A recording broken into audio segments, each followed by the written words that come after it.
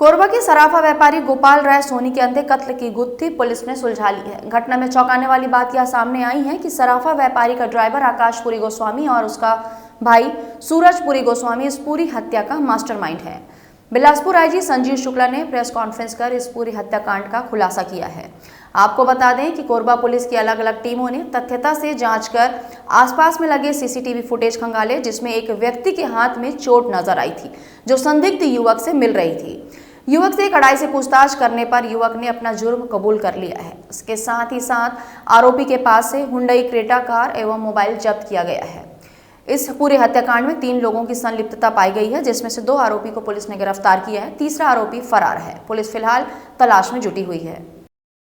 व्यापारी थे गोपाल राय सोनी जी की हत्या सूचना हमको मिली थी।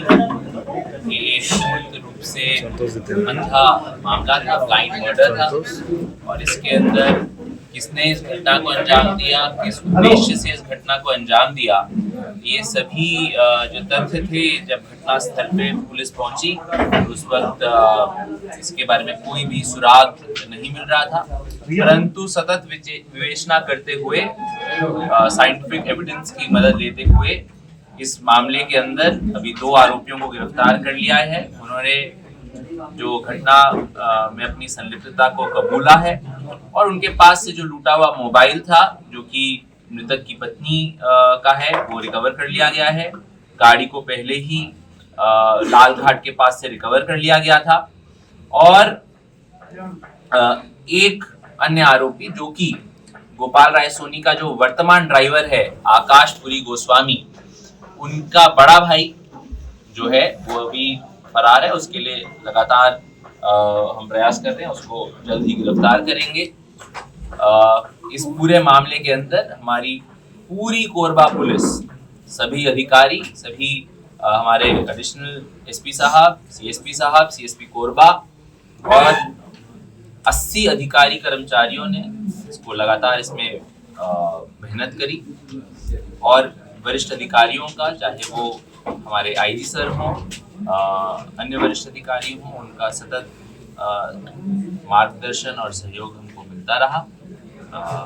इसके लिए हम आरोपियों तक कैसे पहुंचे? इसकी मैंने आपको बताया, इसमें लगभग 350 CCTV camera, forensic evidence, human intelligence, technical evidence, इन सबको समाहित करके परत दर परत किस तरह से ये एक इसकी क्या संलिप्तता है इस तक हम पहुंचे।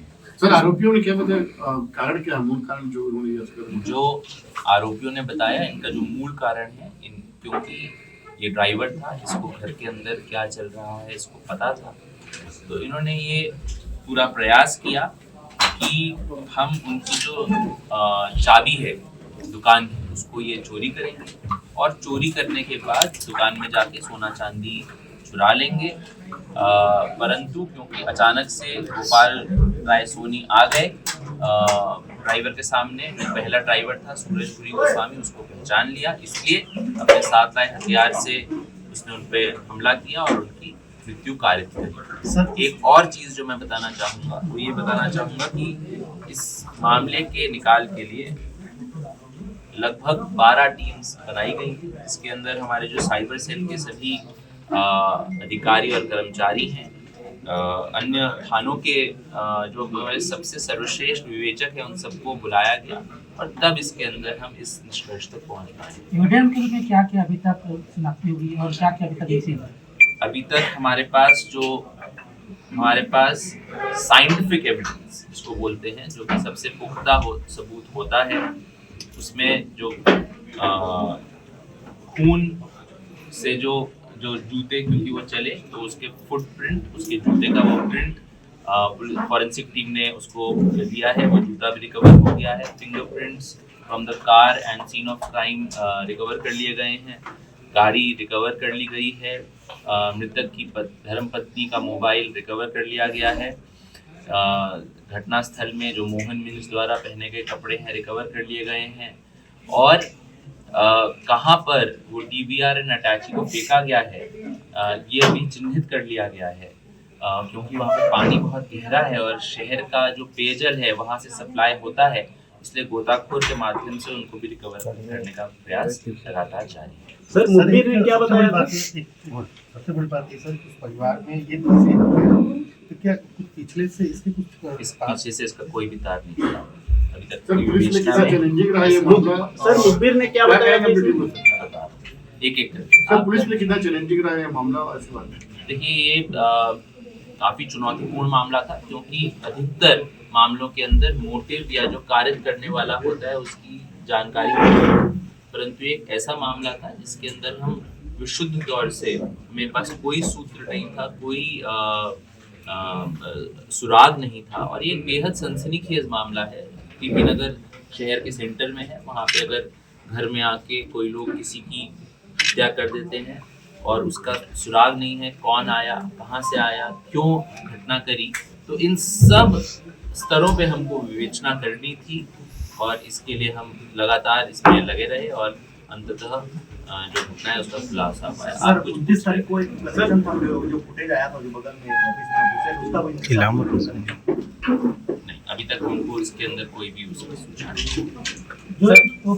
जो इनका बाइक में छोड़ा है, क्या उन तक भी लिंक पहुंचा, उनसे भी पूछताछ हुई? बिल्कुल, वो लड़के को हमने अपने पास बुलाया, उस लड़के से हमने पूछताछ करी, क्योंकि उस लड़के को कोई भी जानकारी नहीं थी। क्रॉस क्वेश्चनिंग भी किया, उसका पास्ट एंटीसीडेंट भी देखा। तो हमारी ये मंशा है कि हम किसी भी निर्दोष को किसी भी स्तर पे हम दंडित नहीं करना चाहते, कभी किसी निर्दोष को उसके खिलाफ कानूनी कार्रवाई नहीं होनी चाहिए, इसलिए हम उसको जाने दें। सर 370 से अधिक सीसीटीवी फुटेज देखा गया, उसके बाद में मुखबिर ने क्या बताया इस मामले में? देखिए जैसे कि मैंने आपको बताया, हमको सीसीटीवी फुटेज साइंटिफिक एविडेंस से लीड मिलता चला गया, तो उसके बाद हमको जैसे पता चला कि ये जो एक आरोपी है शायद उसके हाथ में चोट लगी है, हो सकता है वो आरोपी बाहर का हो सकता है वो आरोपी शहर का हो, तो हमें पता चला कि कौन ऐसे लोग हैं जिनके चोट लगी हुई है। हमने फिर किया और 370 जो हमने सीसीटीवी कैमरे लगाए, मैं आपसे अंत में यही कहना चाहूँगा, जनता से अपील करना चाहूँगा कि अगर हमें जागरूक जनता बनना है तो उसके लिए सिर्फ 3 ही काम करने हैं। कोरबा की जनता को